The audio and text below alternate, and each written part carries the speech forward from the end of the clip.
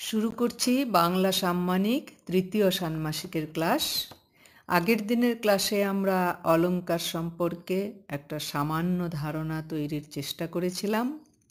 এখন আমরা বাংলা অলংকারের বিভিন্ন শ্রেণী এবং সেই সব শ্রেণীর অন্তর্গত বিভিন্ন নামের অলংকারের বিষয়ে আলোচনা করব। সংস্কৃত কাব্যশাস্ত্রীদের অনুসরণে আমরা এ কথাটা জানি যে রসাত্মক বাক্যই কাব্য। এখন বাক্য গড়ে ওঠে শব্দের সমাহারে, আর শব্দ হলো অর্থবোধক ধ্বনি সমষ্টি। অর্থাৎ যে কোনো বাক্যের মূলে রয়েছে কিছু ধ্বনি। এই ধ্বনি এবং ধ্বনির সমষ্টি দ্বারা প্রকাশিত অর্থ এরাই বিভিন্ন অলংকারের ভিত্তিভূমি। ধ্বনি অথবা ধ্বনি দ্বারা প্রকাশিত অর্থ এই দুইয়ের গুরুত্বের তারতম্যের উপর নির্ভর করে অলংকারগুলিকে শব্দালংকার ও অর্থালংকার এই দুটি শ্রেণীতে বিভক্ত করে আলোচনা করা হয়ে থাকে। শব্দালংকার প্রকৃতপক্ষে ধ্বনির অলংকার। শব্দালংকারের মধ্যে আমরা যে কটি প্রধান অলংকার পেয়ে থাকি সেগুলি হলো অনুপ্রাস, যমক, শ্লেষ, বক্রোক্তি এবং পুনরুক্ত বদাভাস। এর মধ্যে অনুপ্রাস সম্পূর্ণভাবেই ধ্বনির অলংকার, এতে অর্থের কোনোই ভূমিকা নেই। যমকে অর্থের খানিকটা ভূমিকা লক্ষ্য করা যায়, আর শ্লেষ, বক্রোক্তি এবং পুনরুক্ত বদাভাস এ অর্থের অনেকখানি ভূমিকা রয়েছে। তবুও এই সমস্ত অলংকারেও শেষ পর্যন্ত শব্দের বিশেষ বর্ণ সমাবেশময় ধ্বনিরূপটি চরম সত্য। শব্দের বিশেষ ধ্বনিরূপটি এক্ষেত্রে অলংকারটিকে নিয়ন্ত্রণ করে থাকে। একটি উদাহরণ নেওয়া যাক। প্রেমেন্দ্র মিত্রের একটি কবিতার অংশ নিম্নরূপ: কোন সে বধূর বুকের আগুন ভিতর করিয়া খাক, অবশেষে লাগে বসনে তাহার পুড়ে গেল 7 পাক। এখানে 7 পাক এই শব্দটির আশ্রয়ে অলংকার গড়ে উঠেছে। আমরা জানি যে একটা কাপড় পরতে গেলে পাক দিয়ে দিয়ে দিয়ে দিয়ে পরতে হয়। আর আমরা এটাও জানি যে আমাদের হিন্দু বিবাহের অনুষ্ঠানে 7 বার প্রদক্ষিণ করার একটা ব্যাপার থাকে। তো অনুমান করা যায় এইরকম একটি বধূর কথা বলছেন কবি, যে বধূটি বিবাহোত্তর জীবনে নানাবিধ জ্বালা যন্ত্রণা ভোগ করেছে এবং তারপরে সে অগ্নিদাহে মৃত্যুবরণ করেছে। এক্ষেত্রে কি হচ্ছে, তার বুকের আগুন অর্থাৎ ভেতরে যে তার অন্তরের মধ্যে যে যন্ত্রণা, সেই যন্ত্রণা তাকে খাক করতে করতে একসময় সে মৃত্যুকে বেছে নিয়েছে, কাপড়ে আগুন লাগিয়েছে। ফলে একই সঙ্গে তার সেই যে পেঁচানো শাড়িটি, সেই শাড়িটিও পুড়েছে এবং তার যে যে সপ্তপাকের যে বন্ধন, যে বিবাহ, সেটিও ছিন্ন হয়ে গেছে। এখন এইখানে এই 7 পাক শব্দটার অর্থ তো একটা অবশ্যই আছে, 7টি পাক বা 7টি প্যাঁচ, 7 বার বেষ্টন করা এরকম। কিন্তু এই অর্থটাকে ধরে যদি 7 পাক শব্দটাকে পাল্টে 7 প্যাঁচ বা সপ্তবেষ্টনী এরকম কোনো শব্দ ব্যবহার করা যায়, তাহলে শাড়ির যে বারবার করে পাক দিয়ে পড়া ব্যাপারটা সেটা থেকে যায় ঠিকই, কিন্তু 7 পাক কথাটার মধ্যে যে বিবাহের যে ব্যঞ্জনাটা আছে সেই ব্যঞ্জনাটা আর থাকে না। ফলে শব্দটার মধ্যে যে অর্থবোধকতা আছে, একই শব্দের দ্বারা 2 রকম অর্থ প্রকাশ করার যে সামর্থ্য শব্দটির, সেটা আর থাকে না। যখন থাকে না তখন এই অংশটির অলংকারত্ব থাকে না। অর্থাৎ ওই যে 7 পাক, এই যে বিশেষ ধ্বনি সমষ্টি, এই ধ্বনি সমষ্টি কিন্তু অলংকারটিকে নিয়ন্ত্রণ করছে। এই দিক থেকেই শব্দালংকারে ধ্বনির গুরুত্ব। একই অর্থযুক্ত অন্য শব্দ বসালে কিন্তু আর অলংকারটা থাকে না। আমরা যখন পরে অর্থালংকারের আলোচনায় যাব তখন এই ব্যাপারটাকে আবার দেখব সেখানে কিভাবে শব্দকে পাল্টে দিয়েও সমার্থক শব্দ বসালে অলঙ্কারত্ব থাকে। আপাতত আমরা এটাই জেনে নিচ্ছি যে শব্দালঙ্কারে শব্দের ধ্বনি রূপটি প্রধান, অর্থের দিকটি গৌণ। যে উদাহরণটি নিয়ে আমরা এতক্ষণ আলোচনা করলাম এটি একটি শ্লেষ অলঙ্কারের উদাহরণ, একে শব্দ শ্লেষও বলা হয়ে থাকে। এবারে আমরা অন্য একটি উদাহরণ নিচ্ছি যেটি যমক অলঙ্কারের উদাহরণ। উদাহরণটি হচ্ছে, কেন গর্বী কর্ণে তুমি কর্ণ দান করো রাজেন্দ্র। একজন কেউ প্রশ্ন করছেন রাজাকে যে গর্বী কর্ণের কথায় তুমি কেন কান দাও।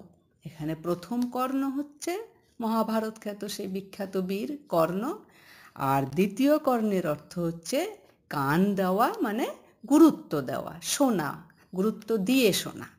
তাহলে এক কর্ণের অর্থ ব্যক্তি, আরেক কর্ণের অর্থ কান। একটি শব্দ দুই অর্থে দুবার ব্যবহৃত হয়েছে। এই যে দুবার দুই অর্থে ব্যবহৃত হয়েছে এইখানেই এর অলঙ্কারত্ব। এখন এইখানে যদি প্রথমটাতে কর্ণ, অবশ্যই কর্ণ, দ্বিতীয়টাতে যদি কর্ণ না দিয়ে শ্রবণ দেওয়া যায় তাহলে কান অর্থটা থাকে, কিন্তু অলঙ্কারটির যে যমকত্ব, উদ্ধৃতিটির যে যমক অলঙ্কারত্ব সেটা কিন্তু আর থাকে না। আবারও আমরা তাহলে দেখছি যে ওই যে বিশেষ ধ্বনি রূপটি, ওই যে নির্দিষ্ট শব্দটি, সেইটি থাকতে হবে। না থাকলে অলঙ্কারটি থাকবে না, অলঙ্কারটি লুপ্ত হয়ে যাবে। অর্থাৎ শব্দালঙ্কার শব্দের পরিবর্তন সহ্য করতে পারে না, সেই নির্দিষ্ট শব্দটিকেই দরকার হয় সেই নির্দিষ্ট অলঙ্কারের জন্য। এইটি শব্দালঙ্কারকে অর্থালঙ্কার থেকে পৃথক করে। এবারে আসছি অনুপ্রাস প্রসঙ্গে। একটা কথা মনে রাখতে হবে যে অনুপ্রাস অলঙ্কারের ব্যবহার কিন্তু বাংলা সাহিত্যে প্রচুর। যাই হোক, অনুপ্রাসের সংজ্ঞাটা আমরা প্রথমে দেখে নিই একটু আলঙ্কারিককে অনুসরণ করে। শ্যামাপদ চক্রবর্তী অলঙ্কার চন্দ্রিকার লেখক যে সংজ্ঞাটি দিয়েছেন সেই সংজ্ঞাটি আমরা একটু দেখে নিচ্ছি। বলছেন, একই বর্ণ বা বর্ণগুচ্ছ যুক্তভাবেই হোক আর বিযুক্তভাবেই হোক একাধিকবার ধ্বনিত হলে হয় অনুপ্রাস। এই যে সংজ্ঞাটিকে যদি আমরা ভেঙে ভেঙে দেখি তাহলে আমরা কি পাচ্ছি একটু দেখে নিই। বলছেন একই বর্ণ বা বর্ণগুচ্ছ, অর্থাৎ একটি বর্ণ বহুবার ধ্বনিত হতে পারে, একাধিকবার মানে বহুবার। আবার বর্ণগুচ্ছ একাধিকবার ধ্বনিত হতে পারে। আবার বর্ণগুচ্ছ যখন একাধিকবার ধ্বনিত হবে তখন সেটা যুক্তভাবে হতে পারে অথবা বিযুক্তভাবেও হতে পারে। অর্থাৎ বর্ণগুচ্ছ পাশাপাশি অবস্থান করতে পারে, সংযুক্তভাবে অবস্থান না করে। এই হচ্ছে আমাদের অনুপ্রাস অলঙ্কার। আরেকটা কথা একটু আমাদের মনে রাখতে হবে, যদিও বর্ণ বলতে আমরা ব্যঞ্জন বর্ণ এবং স্বরবর্ণ সবই বুঝি, তাহলেও অনুপ্রাসের ক্ষেত্রে ব্যঞ্জন বর্ণের যে গুরুত্বপূর্ণ ভূমিকা স্বরবর্ণের কিন্তু তা নেই। এবং বেশিরভাগ ক্ষেত্রেই আমরা যখন একের পর এক উদাহরণ নিতে থাকব তখন দেখব যে অনুপ্রাস হয়েছে মূলত ব্যঞ্জন বর্ণের, স্বরবর্ণের নয়। ক্বচিৎ কদাচিৎ কখনো স্বরবর্ণের অনুপ্রাস হয়ে থাকে। আরেকটা কথা মনে রাখবে যে সংজ্ঞাতে যদিও বলা হচ্ছে বর্ণ বা বর্ণগুচ্ছ, আসলে বর্ণ তো লিখিত রূপ, ধ্বনির লিখিত রূপ, আর যেটা শ্রুত রূপ সেটি হচ্ছে ধ্বনি। তো বর্ণ বা বর্ণগুচ্ছ কথাটা যখন আমরা বলছি তখন কিন্তু আসলে ধ্বনি বা ধ্বনিগুচ্ছই বোঝাতে চাইছি। অর্থাৎ বর্ণের যে উচ্চারিত রূপ যেটা আমরা কানে শুনতে পাই সেইটার কথাই কিন্তু বুঝতে হবে। যাই হোক, তো এই যুক্তভাবে বা বিযুক্তভাবে বর্ণগুচ্ছ বা ধ্বনিগুচ্ছ বলতে পারি আমরা, অথবা একটি বর্ণ বারবার যখন উচ্চারিত হচ্ছে তখন অলঙ্কার হচ্ছে অনুপ্রাস। একটা উদাহরণ নেওয়া যাক। গুরু গুরু মেঘ গুমরি গুমরি গরজে গগনে গগনে গরজে গগনে। তোমরা নিশ্চয়ই লক্ষ্য করেছো, কারণ এতবার উচ্চারিত হয়েছে একটাই ধ্বনি যে লক্ষ্য না করার কোনো সুযোগই নেই। অবশ্যই বুঝতে পারছো এখানে গ ধ্বনি বারবার উচ্চারিত হয়েছে। গুরু গুরুতে গ রয়েছে, গুমরি গুমরিতে গ রয়েছে, গরজেতে গ রয়েছে, গগনেতেও গ রয়েছে, এবং গগনেতে একটি শব্দের মধ্যে একাধিকবার গ রয়েছে। তাহলে একই বর্ণ এখানে একাধিকবার, আসলে অনেকবার উচ্চারিত হয়েছে, এবং একই বর্ণ বারবার উচ্চারিত হওয়ার ফলে একটা ধ্বনি ঝঙ্কারের যে সৃষ্টি হয়েছে, ধ্বনি মাধুর্যের যে সৃষ্টি হয়েছে, সেটিই হচ্ছে অনুপ্রাস অলঙ্কার। এরকম উদাহরণ আরও অনেক দেখা যেতে পারে। তো সেই দেখাটার আগে একটা কথা বলে নিতে চাই তোমাদের, সেটা হচ্ছে এই যে একটি ধ্বনি একাধিকবার উচ্চারিত হওয়ার কথা বলা হচ্ছে, একাধিকবার মানে কিন্তু দুবার হলেও একাধিকবার, 5 বার হলেও একাধিকবার, 10 বার হলেও একাধিকবার। আবার বলা হচ্ছে যে যুক্তভাবে অথবা বিযুক্তভাবে। তাহলে যুক্তভাবে হয়েও অনুপ্রাস হচ্ছে, বিযুক্তভাবে হয়েও অনুপ্রাস হচ্ছে, দুবার হয়েও অনুপ্রাস হচ্ছে, 5 বার 7 বার হয়েও অনুপ্রাস হচ্ছে। এই যে বিভিন্ন রকমভাবে অনুপ্রাস অলঙ্কার হচ্ছে, এই বিভিন্ন রকম অলঙ্কার, অনুপ্রাস অলঙ্কারকে আলঙ্কারিকেরা বিভিন্ন নাম দিয়েছেন।